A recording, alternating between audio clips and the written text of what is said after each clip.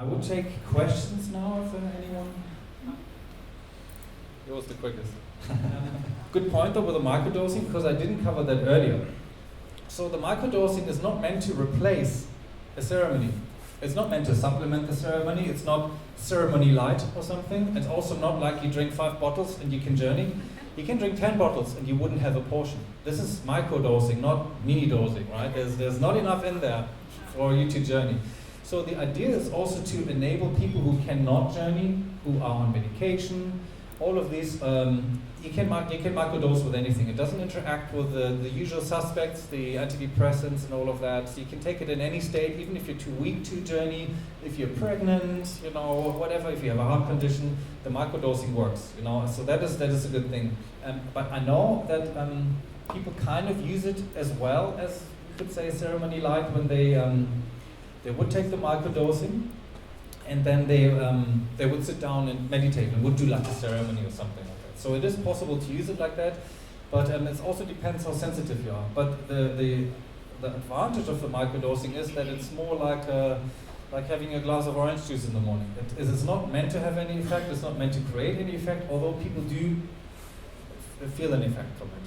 But it's a very good point. So the microdosing does not depend on the dieta, does not depend on the diet, not depend on medication you're on, genetic or physical predisposition. It's from, I would say from 8 to 80, but actually ayahuasca is from 8 to 80. Microdosing is from 0 to 110, right? So I know children where the parents have been taking microdosing from before conception through the whole pregnancy, while breastfeeding. The baby has been given microdosing from birth. Before the mother's milk, it had microdosing, and so it works with everything, so you can do it. That's one of the advantages of the microdosing. With a full ceremony, I would probably not start with them so early. Yes. Can you speak a little bit about the frequency and the duration that you would take? Is there a course, or do you just do this every day for indefinitely? Yes. The frequency or application course of the microdosing. So the microdosing has a functional component to it, especially the way I'm doing it. I work with 3 master teachers that I've identified as the 3 significant ones, which is ayahuasca, which represents the feminine, then it's the San Pedro, which is the masculine, and then there's the iboga, which represents that was actually the topic of my last talk. The iboga represents the unmanifest potentiality of both and nothing, which is, if you look at the Kabbalistic tree of life, it's the top sphere, it's the Keter. So these 3 together form the universe, so to speak, because they work with your yin and your yang side and the God side, basically. So these 3, and so you can use them functionally in that context, and you say you can use the ayahuasca drops, microdosing, to have a calming effect, and you can use the San Pedro microdosing to have a stimulating effect. I know a lot of people who they've gone off coffee by using the San Pedro microdosing. They are not even coffee. We had a lady who was narcoleptic. She was on 250 milligrams of Adderall a day. That's 1/4 gram of speed a day, every day, just to not fall asleep, not even to get high. Prescribed, Yeah, I know. That's scary stuff. So she did ceremonies with us, and she's now taking the San Pedro microdosing, and she doesn't take any of her chemical waste products anymore. So she's cleaning out her chemical dump sites, But so you can take them for that purpose. I know many people, like I said, went off coffee and all of this, so it's good for that. But you can also use it functionally. For instance, in the afternoon, you would obviously use them in the morning. You wouldn't take them before going to bed, but if in the afternoon, if you need a little pick-me-up, if you just need some extra energy. And the good thing is, as opposed to a stimulant, which is like caffeine, for instance, caffeine stimulates your adrenals to produce the adrenaline, which leads to adrenal fatigue. Apart from the fact that it can cause psychosis, caffeine. It's not a very good thing to do, to live on credit, to live on that's what you do with coffee or tea. Even green tea has caffeine. It's not tea, it's actually coffee. The thing in tea is that it's bound to the tannins, which means it's slower released, which means you don't get the spike. But in coffee, the caffeine is like white sugar. In tea, it's more like in a dried fruit. It's still sugar, it's still caffeine. So, but what you can do with the San Pedro, because the San Pedro is not a stimulant as such, it's an energizer, I would call it. It actually creates its own source of energy, which creates its own energy, which means you don't feel depleted, you don't feel exhausted the next day. You know, the main problem with coffee is that because you can't sleep the night, you need to make it the next morning to wake up from the night you haven't slept. And then obviously you're in that circle, you know, the hamster wheel. Same with ayahuasca. I had people who came off. So how usually people use substances to calm them down is you have a job that you like or not, but the job's definitely it brings it's challenging, it's very stimulating. So you come home and you're overstimulated. You know, so what's the first thing you do? Well, you're either going to have a beer or a glass of wine, or you smoke something, or you're going to take a pill of some sort, just to switch down 2 or 3 gears to be with the family. But by that time, you're stoned, and then you're not with your family either, so you haven't really gained much, so it doesn't work. What happens with the ayahuasca microdosing is that you take the microdosing, and you don't really feel any effect as such, other than that you just get calmer. So I know people, for instance, who are like members of the board in big companies, they take a drop of the ayahuasca microdosing before they have challenging negotiations coming up, because it makes them calm and centered without taking away from your consciousness. So you can use them functionally, but I would still recommend to use them every day. So the dose I recommend is 3 drops a day of all of those 3. So you start with 3 drops of the San Pedro, they're called Sol, like the sun. So Sol drops in the morning. Then in the afternoon, when you switch from work to free mode, then you take the ayahuasca, and before you go to bed, you take the iboga, because the iboga is the work with the ancestors, the dream worker. And most people find the iboga too intense, like literally too intense. Even though it's microdosing, it is very intense. So this is why most people can only deal with it when they're not awake. So that's why you take it literally, you go into bed and then drink it.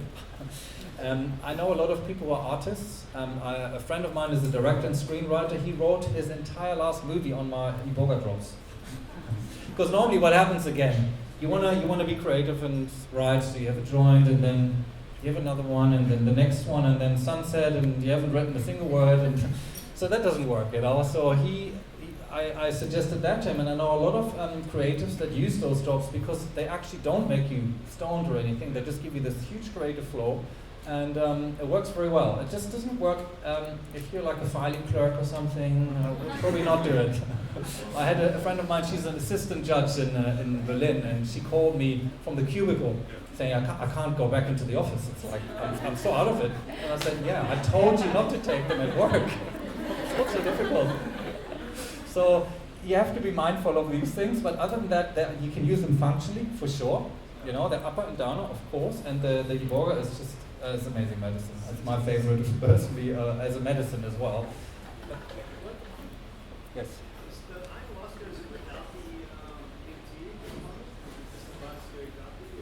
Yes, that's a good point. So the ayahuasca is a medicine that is made out of at least 2 plants. That is the Banastopsis carpi that I was mentioning earlier. So my drops are technically Banastopsis drops, because the first admixture is the chacruna or jurema or whatever your DMT admixture is.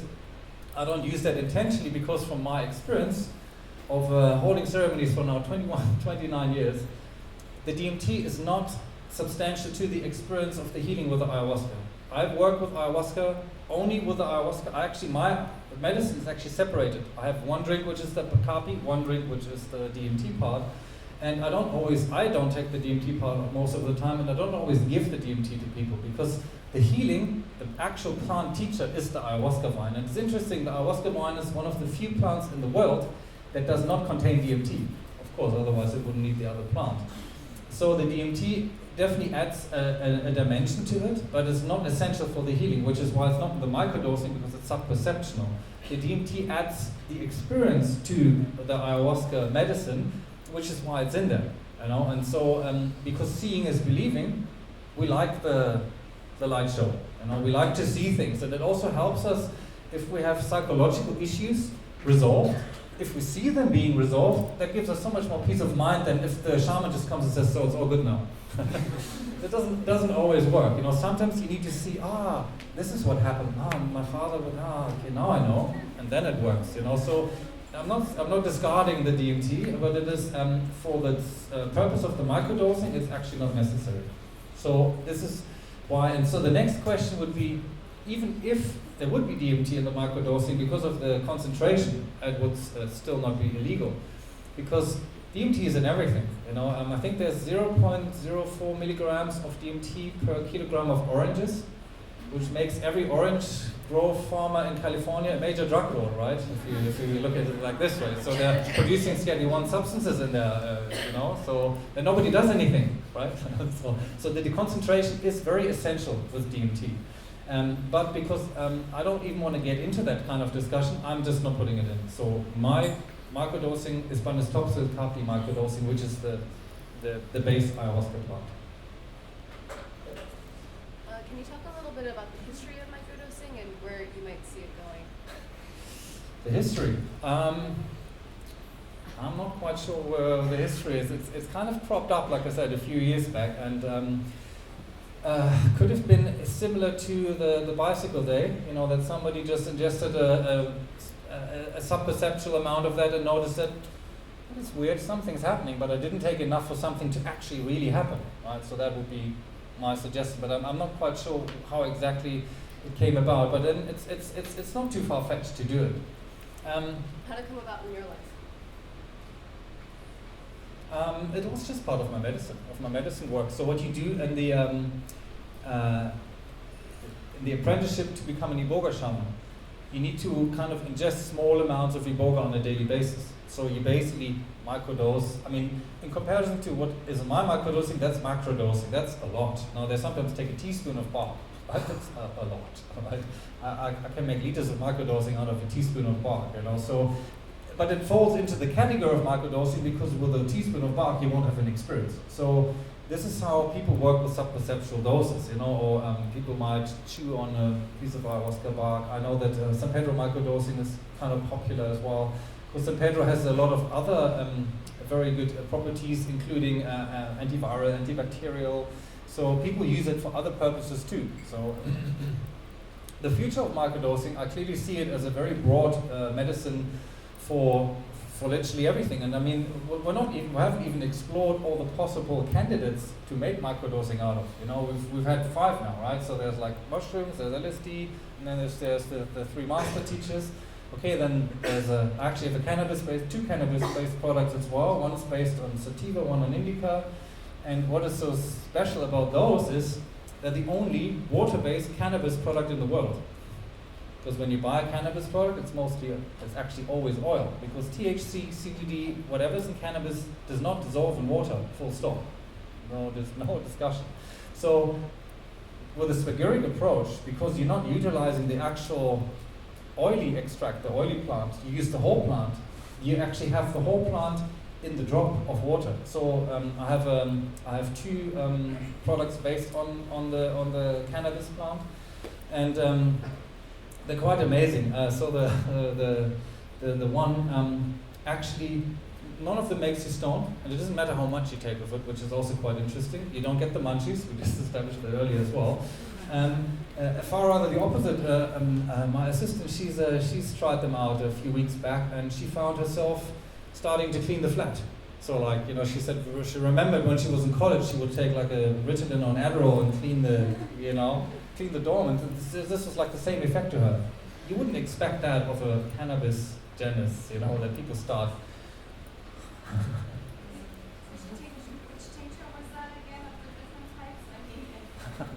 That's the cannabis-wise one. So there's 2. There's one indica and one sativa. And the one is called hemp. The other one's called weed at the moment. I've had some reservations towards those names. They're still in flux because it's still a product in development, so to speak. But I've had fantastic feedback so far.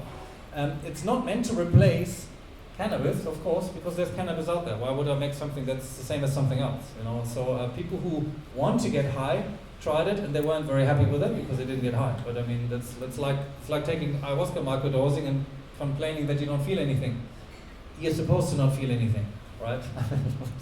You can't go and buy a bottle of water and complain that it tastes of nothing. That's not how it works. So the same with the cannabis. It's not meant to actually have that effect. But the future of the microdosing, of course, apart from these plants I just mentioned, now we're already at 6. There's an infinite number of plants that can be used, and I see especially the spagyric microdosing as quite an opportunity to get properties out of plants that we've previously not even seen. I was talking about a cannabis that works in a way that no cannabis works. This opens up all the library of medicines we have, the library of plants, to an infinite number of new medicines that come out of it without even having to find new plants. And the microdosing, of course, one of the advantages is that it doesn't interfere with anything. It doesn't interfere with your diet, doesn't interfere with your daily schedule, it doesn't interfere with... So it's so non-intrusive, it's non-noxious. The bottles don't have a safety cap because you can drink the whole bottle as a toddler and nothing will happen. All these CBD oils have these safety caps and everything. This stuff is doesn't come in a safety cap. So the question was about the studies and the scientific material that exists. So of course you can always go to my website, plantsbyfabian.com, to check up on that. But we're also furthering other research, not just on the microdosing. We've just started a new project in San Sebastian, which is in the Spanish side of the Pyrenees Mountains between France and Spain, where they have very, very good laws about these things. So that means if it's a non-profit organization, anything that is grown there can be used by anyone who's a member of that non-profit. What is the microdosing that is the most effective for physical pain? So the challenge for me with the question is that it comes from the Western mindset of a symptom-based medicine. You say you have a symptom, which is pain, and what can you do about it? The holistic approach is not symptom-based. It obviously works with symptoms, but it clears the root cause rather than the symptom. So the smart answer would be, it depends what the root causes of the pain, but that is not going to help you now. So I'm going to try to be, from the physiological point of view, ayahuasca is definitely the one that works the most with most pains. We've worked with people who have chronic rheumatoid arthritis and things like that, or neuralgic pains, and all of that is very much healed by the ayahuasca microdose. So they seem to work the best with that. They also have been found in studies to regrow nerve tissue, to regrow capillaries in the blood vessels and all of this. So this for me is probably most of the entry, is the ayahuasca microdosing. The San Pedro microdosing is more used by people, I find, more in a functional way, because they need the extra energy or they want the San Pedro. But you also have to understand archetypical how the masculine and the feminine work towards us.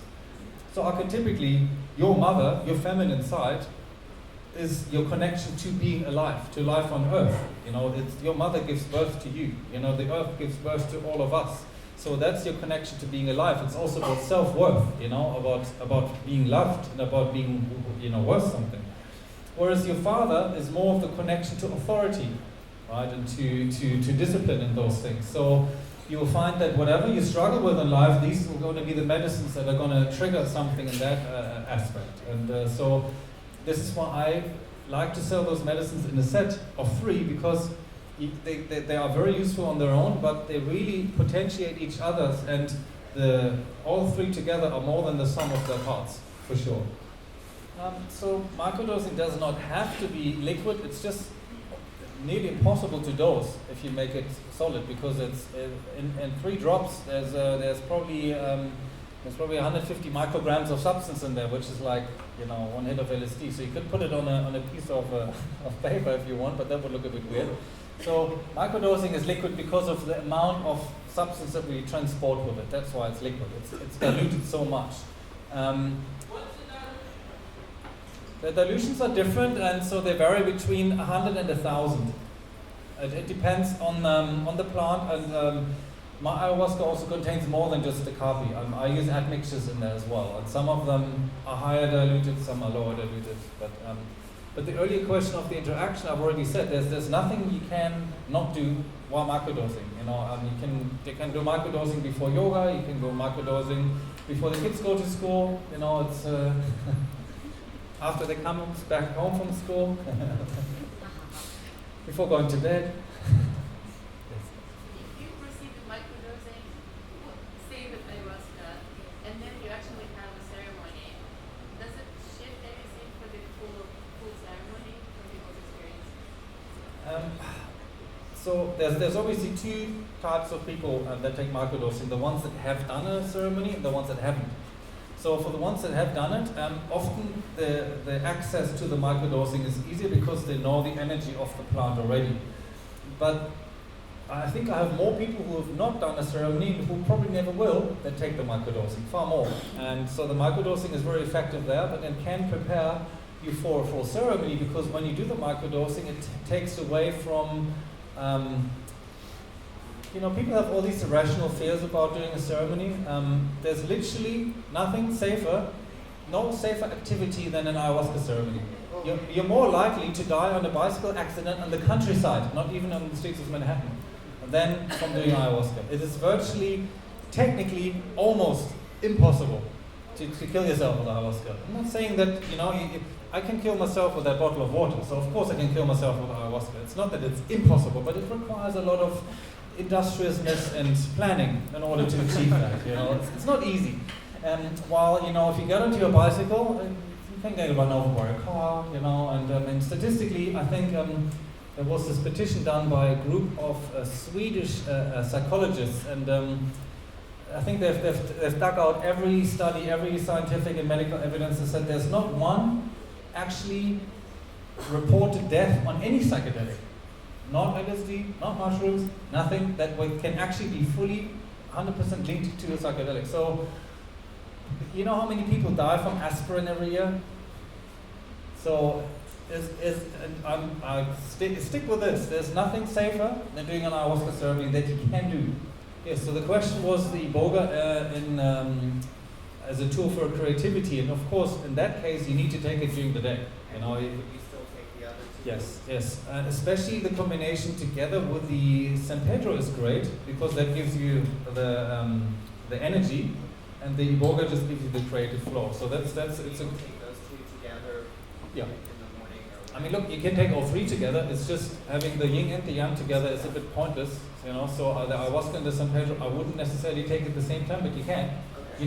They're not pharmaceuticals as such. They have no contraindication, no interactions with each other. So, dementia, stroke, this is very good. I'm actually working together with a friend, from high school times. So she has a foundation in Europe for dementia, because her grandmother, she got dementia. And so dementia is interesting because, of course, some of it is dopamine based,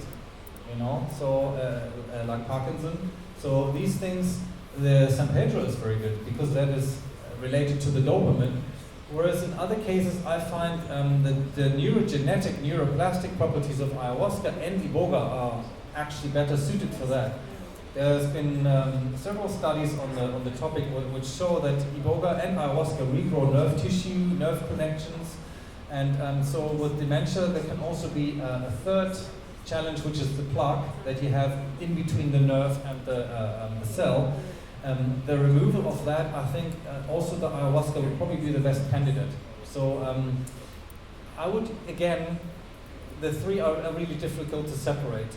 If you would have to choose one, I would go for the ayahuasca. That is probably the most effective for dementia and stroke. And just going from my experience with any degenerative nervous diseases and things like that, we have people with Lou Gehrig's, that's Stephen Hawking's type of disease. We had people with a physical cut off the spine, people who had encephalitis and lost feelings to parts of their body, surgery, lost parts of their nerves, all of them regained. The guy, he was in a wheelchair for 12 years. He is now in physiotherapy and he can move his toes, right? So he can walk. He was in a wheelchair for 12 years. And the big breakthrough for him came on the iboga, not on the microdosing, I have to be honest, so it was on the iboga ceremony. I was sitting across him, we've been working with him for 9 months. He was born in the Democratic Republic of Congo and was injured playing football, not in the war, and fell on a little pebble and severed his spine. And then the Civil War broke out, and he had to, being paralyzed, make his way back to South Africa. And there I worked with him for 9 months, and in the last retreat we did together, I sat across from him and he said, "Touch my legs." So I touched his legs and I was like, what about them? He says, "They're warm." Yeah, well, my legs are warm. Of course my legs are warm. So he said, yes, they haven't been warm for 12 years. That's the first time his legs had the same temperature as the rest of his body. So he went to his doctor and it was amazing. I mean, so literally now he hasn't used his legs for 12 years. He needs to regain the muscle strength, but it's been amazing. And for me, I've seen that happening on the iboga. And the iboga is an outstanding medicine. Although very strong, I agree, it is the strongest of the three, for sure. Which is also why I built this pyramid of the ayahuasca, the San Pedro, which is the foundation, the support, which then culminates in the master plant of the master plants, which is iboga. It is the one.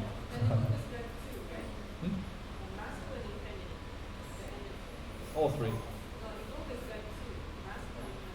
Oh yeah, no, they all do. So ayahuasca's got masculine and feminine.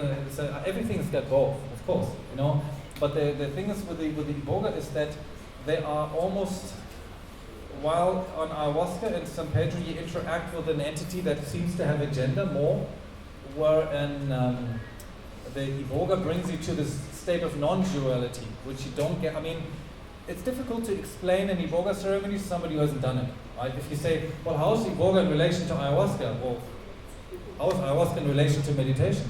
I can't explain that to someone. So if you haven't done iboga, what I'm saying doesn't make any sense. Because you will say, well, I get into non-duality on ayahuasca too, so what's the big deal about iboga? Well, that's exactly the bit that I cannot explain.